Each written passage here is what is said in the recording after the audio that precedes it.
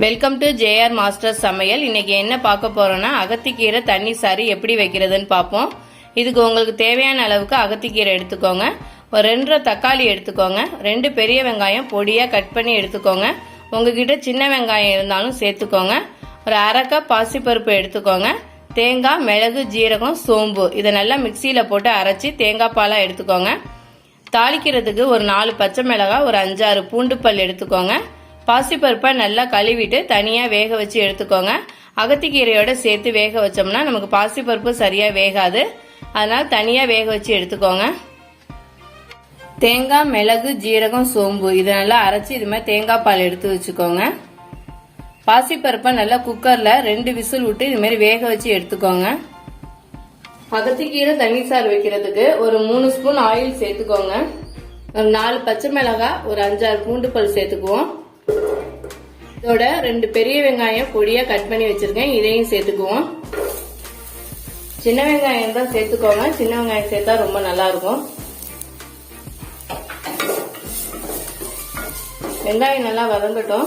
வெங்காயம் நல்லா வதங்கிட்டு இதோட ஒரு 2 தக்காளி கட் பண்ணி வச்சிருக்கேன், இதையும் சேர்த்துருவோம். அகத்திக்கீரை கொஞ்சம் லைட்டா கசக்கும், அதனால கொஞ்சம் தக்காளி கூட போட்டோம்னா நல்லா இருக்கும். அதனால எப்பவும் தக்காளி போறதை விட ஒரு தக்காளி கூட போட்டுக்கோங்க. தக்காளி நல்லா வதங்கட்டும். நல்லா வதங்கிட்டு நம்ம இப்ப அகத்திக்கீரையை சேர்த்துருவோம். கீரையை சேர்த்து நல்லா வதக்கி விட்டுருங்க. நீங்க அகத்திக்கீரையை வதக்குறதுக்கு பதிலா குக்கர்ல தக்காளி, வெங்காயம், பச்சை மிளகாய், அகத்திக்கீரை எல்லாத்தையும் சேர்த்து ஒரு 3 விசிலுக்கு வேக வச்சு கூட எடுத்துக்கலாம். நல்லா வதங்கிட்டு இப்ப கீரை வேகிற அளவுக்கு கொஞ்சமா தண்ணி சேர்த்துக்குவோம். முருங்கைக்கீரை நல்லா உடனே வெந்துடும். அகத்திக்கீரை கொஞ்சம் வேக லேட் ஆகும், அதனால ஒரு 10 நிமிஷம் வேக விடுங்க. தண்ணி கொஞ்சமாவே சேருங்க, இந்த அளவுக்கு சேர்த்தா போதும். ஏன்னா நம்ம இதோட இன்னும் பாசிப்பருப்பு, தேங்காய் பால் இதெல்லாம் சேர்க்கணும், அதனால கொஞ்சமா சேர்த்துக்கோங்க. கீரை நல்லா வெந்துருச்சு. வேக வச்சு எடுத்து வச்சிருக்க பாசிப்பருப்பை சேர்த்துருவோம். தேவையான அளவு தண்ணி சேர்த்துக்கோங்க. கொஞ்சமா மஞ்சத்தூள், தேவையான அளவு உப்பு சேர்த்துக்கோங்க.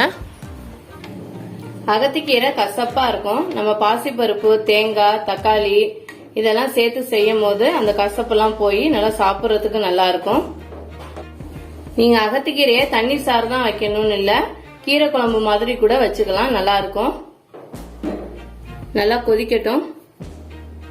தண்ணி சாறு நல்லா கொதிச்சுட்டு இப்ப நம்ம அடுப்பை ஆஃப் பண்ணிடலாம். அடுப்பை ஆஃப் பண்ணிட்டு தேங்காய் பால் சேருங்க. லாஸ்டா தேங்காய் பால் சேர்த்துருவோம். அகத்திக்கீரை தண்ணி சாறு ரெடி ஆயிடுச்சு. ரொம்ப ஈஸியா செஞ்சிடலாம், உடம்புக்கு ரொம்ப நல்லது. நம்ம அகத்திக்கீரையோட பாசிப்பருப்பு, தேங்காய் பால் சேர்த்து சாப்பிடும்போது உடம்புக்கு ரொம்ப ரொம்ப நல்லது. கண்டிப்பா இந்த ரெசிபியை செஞ்சு பாருங்க. Thank you friends.